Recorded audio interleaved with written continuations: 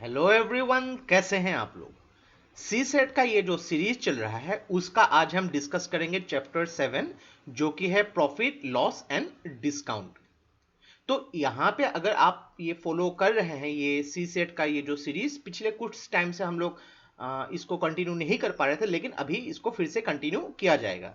तो अगर आप लोग ये सीरीज फॉलो कर रहे हैं तो आपको पता होगा कि बेसिक न्यूमरेसी जो सी सेट का एक पार्ट है, इसको हम पहले डिस्कस कर लेंगे, बाकी उसके बाद अलग अलग टॉपिक्स डिस्कस करेंगे। तो बेसिक न्यूमरेसी के यहाँ पे ऑलरेडी 6 चैप्टर्स हम लोगों ने डिस्कस कर लिए हैं, starting from number system, LCM and HCF, fraction, percentage, average, ratio and proportion. तो आज हम डिस्कस करेंगे प्रॉफिट लॉस एंड डिस्काउंट। तो यहां पे जब भी हम लोग एक चैप्टर डिस्कस करते हैं उसमें दो पार्ट में डिस्कस करते हैं। तो पहला पार्ट में यहां पे क्या डिस्कस करते हैं कि जो थ्योरी होती है उस चैप्टर की, यानी कि जो भी फॉर्मूलाज होते हैं, पूरे चैप्टर का कॉन्सेप्ट हम लोग डिस्कस कर लेते हैं। और उसके बाद यहाँ पे जो है प्रैक्टिस क्वेश्चंस। तो यहाँ पे देखिए एग्जाम्स में आपको प्रैक्टिस क्वेश्चंस पूछे जाते हैं, कुछ भी एग्जाम हो, चाहे वो यूपीएससी हो, किसी भी स्टेट के जो सिविल सर्विस एग्जाम्स हो, यहाँ पे बैंक पीओज एग्जाम हो, कुछ भी एग्जाम हो, यहाँ पे आपको प्रैक्टिस क्वेश्चंस ही पूछे जाएंगे। लेकिन यहाँ पे कभी कभी देखिए थ्योरी की कॉन्सेप्ट अगर आपको क्लियर नहीं होंगे तो प्रैक्टिस क्वेश्चंस में आप गलती कर सकते हैं। तो यहाँ पे दोनों ही जो है पार्ट को हम लोग इक्वली इंपोर्टेंस देते हैं। तो बेसिक न्यूमरेसी के जितने भी पार्ट है, सब पार्ट्स को हम डिटेल में डिस्कस करेंगे।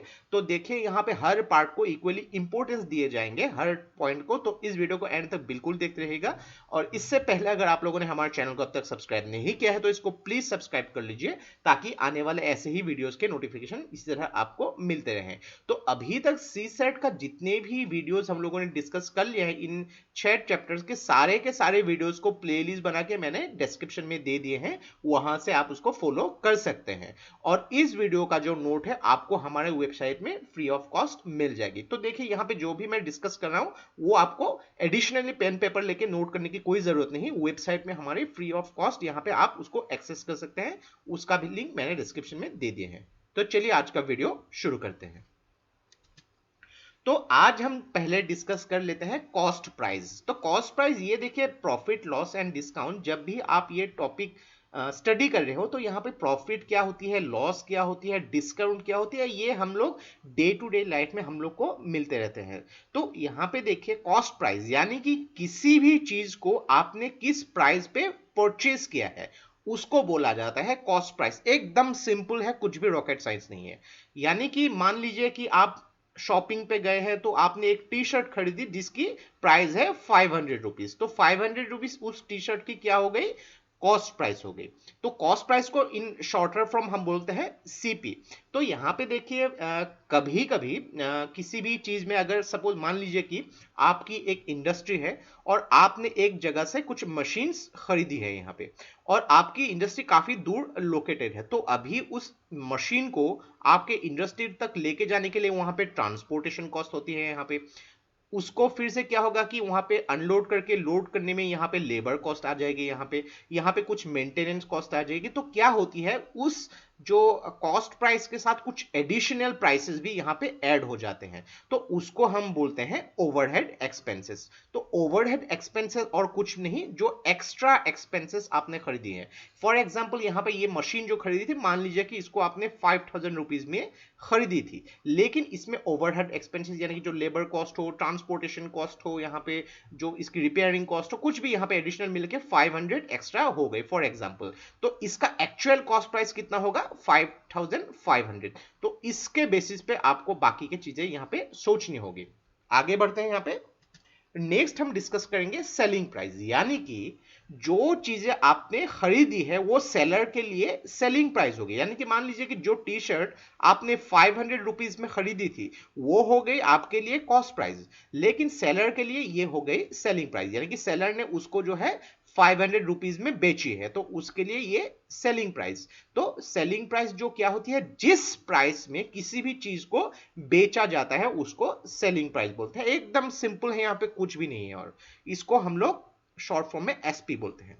अब आ गई प्रॉफिट एंड लॉस। तो प्रॉफिट एंड लॉस आपको तो पता ही होगा, इतना तो आप लोग शॉपिंग करते हैं, डेफिनेटली आपको इतना पता होगा कि मान लीजिए किसी भी चीज को हम लोगों ने अगर मान लीजिए कि आपने कुछ चीजें खरीदी है और उस चीज को आपने मान लीजिए कि यहाँ पे 500 में खरीदी है, ओके, और उसको अगर आपने यहाँ पे मान लीजिए कि 550 में बेच दी, तो क्या हो गया यहाँ पे, पहले जो आपने खरीदा था ये क्या हो गई, कॉस्ट प्राइस सीपी 500, और जो सेलिंग प्राइस आपने ही उस चीज को खरीदी थी तो सेलिंग प्राइस कितनी हो गई 550। तो यहां पे selling price minus cost price, okay, selling price कितना हो गया 550 और कॉस्ट प्राइस यहां पे कितना हो गया 500, तो आपका प्रॉफिट कितना हुआ यहाँ पे 50 रुपीज आपका प्रॉफिट हुआ। ये एकदम सिंपल सी चीज है। तो देखिए यहाँ पे profit is equal to SP minus CP, अगर एसपी या ग्रेटर देन सीपी होती है, यानी कि सेलिंग प्राइस अगर कॉस्ट प्राइस से ज्यादा होता है तो उसको प्रॉफिट बोलते हैं, और अगर यहाँ पे कॉस्ट प्राइस सेलिंग प्राइस से जो ज्यादा होते तो उसको लॉस बोलते हैं। यानी कि मान लीजिए कि ये जो आपने कुछ सामान खरीदा यहाँ पे 500 के जगह आपको यहाँ पे बेचना पड़ा 410 रुपीज में, तो क्या हो गया आपको यहाँ पे 90 रुपीज का आपको घाटा हो गया, यहाँ पे लॉस हो गया। तो इसको भी हम लोग एक एग्जांपल से समझते हैं। तो मान लीजिए कि एक प्रोडक्ट जो है उस प्रोडक्ट को 2000 में खरीदा था और बाद में उसको बेचा गया 2200 रुपया यानी 2200 रुपये में बेचा गया, तो इसका प्रॉफिट और लॉस कितना होगा यहाँ पे। तो देखिए यहाँ पे जो कॉस्ट प्राइस कितना है यहाँ पे, कितने रुपए में आपने खरीदा था 2000 में, सेलिंग प्राइस कितना होगा यहाँ पे 2200 में, तो गेन यानी कि प्रॉफिट, यहाँ पे सेलिंग प्राइस ज्यादा है तो प्रॉफिट कितना होगा एसपी माइनस सीपी, तो 2200 माइनस 2000, तो 200 रुपए का यहाँ पे प्रॉफिट आपको मिला है। आगे बढ़ते हैं, यहाँ पे एकदम सिंपल सी चीज है, यहाँ पे कुछ भी रॉकेट साइंस नहीं है। अभी बात करते हैं द लॉस फॉर्मूला। तो मान लीजिए यहां पे किसी भी प्रोडक्ट को, अगर आपके पास दो प्रोडक्ट है तो एक प्रोडक्ट को आपने एक्स परसेंटेज प्रॉफिट में भेजा है, प्रॉफिट में जो है बेचा है, और एक प्रोडक्ट को एक्स परसेंट लॉस में बेचा है, तो इससे सिचुएशन में आपको यहां पे लॉस ही होगी। तो ये लॉस को कैसे कैलकुलेट कर सकते हैं हम, एक्स स्क्वायर डिवाइडेड बाय 100%। तो इसको भी एग्जाम्पल से समझते हैं। तो यहाँ पे देखिए जब भी एक फॉर्मूला आपको मिलता है यहाँ पे, उसको एग्जाम्पल से यहाँ पे रिलेट करके देखिए। एग्जाम्पल आप जो मर्जी कुछ भी ले लीजिए, आप खुद का एग्जाम्पल बना लीजिए, उसको यहाँ पे रिलेट करके देखेंगे ये मैच हो रहा है कि नहीं। अगर मैच हो रहा है तो आपका यहाँ पे कॉन्सेप्ट एकदम क्लियर हो जाएगा। तो मान लीजिए कि एक शॉपकीपर ने दो आइटम जो है सेम प्राइस में जो है सेल किया है, तो पहले वो जब उसने सेल किया था उसमें 20% का प्रॉफिट मिला था, सेम प्राइस में सेल किया है, और दूसरा जब सेल किया था उसको 20% तक का यहाँ पे लॉस देखने को मिला था। तो यहाँ पे परसेंटेज ऑफ लॉस कितना होगा, तो क्या होगा यहाँ पे एक्स स्क्वायर, एक्स यहाँ पे कितना है 20 स्क्वायर डिवाइडेड बाय 100%, यानी कि 400 डिवाइडेड बाय 100 कितना होगा 4% का उनको लॉस मिला है। ओके यहाँ पे 20%, तो इसके हिसाब से इनको 4% का लॉस मिल गया यहाँ पे। तो थोड़ा यहाँ पे प्रॉफिट और लॉस का जो परसेंटेज भी कैलकुलेट कर लेते हैं यहाँ पे। तो इसको हम लोग एक एग्जांपल से समझते हैं। मान लीजिए कि आपने एक साइकिल खरीदी थी, ये साइकिल आपने 100 रुपए में खरीदी थी। अभी ये जो साइकिल है ये काफी पुरानी हो चुकी है, आपके किसी फ्रेंड ने बोला कि ये भाई मुझे बेच दो, मैं तुम्हें 80 रुपीज दे दूंगा। आपने कहा ठीक है मैं बेच देता हूं, तो इसको आपने क्या किया 100 माइनस 80 में बेच दिया। तो 100 माइनस 80 में बेच दिया, यहाँ पे इसका सेलिंग प्राइस कितना था 100, सॉरी यहाँ पे जो कॉस्ट प्राइस कितना था यहाँ पे 100 और सेलिंग प्राइस 80, तो आपने इसको जो है 20 रुपीज लॉस में बेचा है। तो कितना परसेंट आपको लॉस्ट हुआ है, तो यहां पे देखिए लॉस का परसेंटेज जब आपको निकालनी है उसको कैसे निकाल सकते हैं, SP minus CP divided by cost price. तो कॉस्ट प्राइस के साथ कंपेयर कर सकते हैं। तो आपको लॉस कितना हुआ 100 माइनस 80 डिवाइडेड बाय 100, यानी कि कितना हुआ 20/100 इंटू मल्टीप्लाई बाय 100, यानी कि 20% तक का आपको यहाँ पे लॉस मिल गया। अभी मान लीजिए यहाँ पे साइकिल की उसकी आपने जो 100 रुपीज में खरीदी थी उसकी काफी डिमांड हो चुकी है, काफी सारे फ्रेंड्स आपको यहाँ पे बोल रहे हैं कि मुझे साइकिल दे दो। आपने सोचा होगा कि जो सबसे ज्यादा रेट मुझे देगा मैं उसी को दूंगा यहाँ पे, तो आपने उस साइकिल को क्या किया कि यहाँ पे 120 रुपीज में बेच दिया। ओके, तो यहाँ पे देखिए कि सेलिंग प्राइस यहाँ पे कितना है, सेलिंग प्राइस यहाँ पे जो है 120 रुपीज, और इसको जो है आपने बेचा कितना, सॉरी यहाँ पे जो है सेलिंग प्राइस आपने यहाँ पे 120 रुपीज और यहाँ पे कॉस्ट प्राइस कितना है 100 रुपीज, तो इसको आपने बेचा है 100 रुपीज का कॉस्ट प्राइस, तो कितना होगा यहाँ पे 20%, तो 20% के प्रॉफिट में आपने इसको बेचा है। तो सेम चीज को हम वो एक एग्जाम्पल से जो है रिलेट कर सकते हैं यहाँ पे। तो देखिए यहाँ पे कॉस्ट प्राइस, सेलिंग प्राइस और परसेंटेज जो होती है प्रॉफिट और लॉस का, उसका एक फॉर्मूला होता है, एक रिलेशन होता है। तो देखिए यहाँ पे जो अगर यहाँ पे सेलिंग प्राइस को निकालना है, इसको अगर आपको कैलकुलेट करना है और आपको यहाँ पे किसी भी एग्जांपल में अगर किसी भी क्वेश्चन में कॉस्ट प्राइस दिए है और परसेंटेज या फिर गेन का जो है वैल्यू दिया हुआ है, तो उससे भी आप इसको कैलकुलेट कर सकते हैं। तो यहाँ पे देखिए अगर गेन हुआ है तो ये प्लस होगा और अगर लॉस हुआ है तो ये माइनस होगा। ये हर चीज में सेम होगा, तो इसको एक साथ लिखा है इसलिए ताकि गेन के लिए प्लस और लॉस के लिए माइनस। सेम चीज है अगर आपको यहाँ पे जो है जो सेलिंग प्राइस दिया हुआ है और आपको कॉस्ट प्राइस निकालनी है, तो सेम फॉर्मूला यहाँ पे होती है 100 divided by 100 plus minus gain और लॉस का परसेंटेज।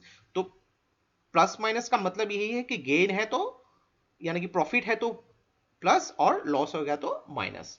तो देखिए इसको भी हम लोग एक एग्जाम्पल से समझते हैं। एग्जाम्पल से जब इसको को आप रिलेट करोगे ज्यादा आसानी से आपको यहाँ पे समझ में आएगा। तो मान लीजिए कि एक जो शॉपकीपर ने एक जो वॉच है उसको जो है 495 रुपीज में उसको बेचा था, लेकिन उसको जब उन्होंने बेचा था उनको लॉस हुआ था। लॉस कितना हुआ था यहाँ पे? 10% का लॉस हुआ था।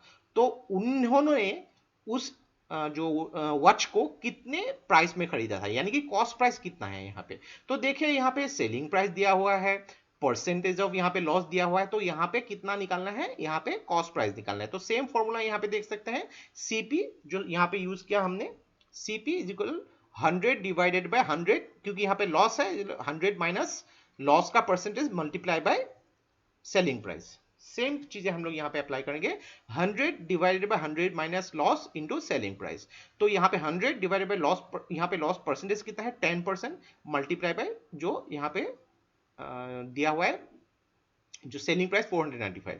तो इसको आप कैलकुलेट करके देखेंगे 550, यानी कि उस जो वॉच का 550 कॉस्ट प्राइस है, यानी कि वो शॉपकीपर ने उसको खरीदा था 550 में और उसका उनको जो है बेचना पड़ा 495 में। तब उनको जो यहाँ पे टोटल लॉस कितना हुआ? यहाँ पे 10% तक। तो इसको जो आप अलग अलग फॉर्मूला से अलग अलग नंबर डाल के यहाँ पे इसको आप एक्सपेरिमेंट कर सकते हैं, आप देख सकते हैं, आपकी कॉन्सेप्ट यहाँ पे एकदम क्लियर हो जाएगी। नेक्स्ट यहां पे डिस्कस करते हैं कुछ elementary formula on profit and loss.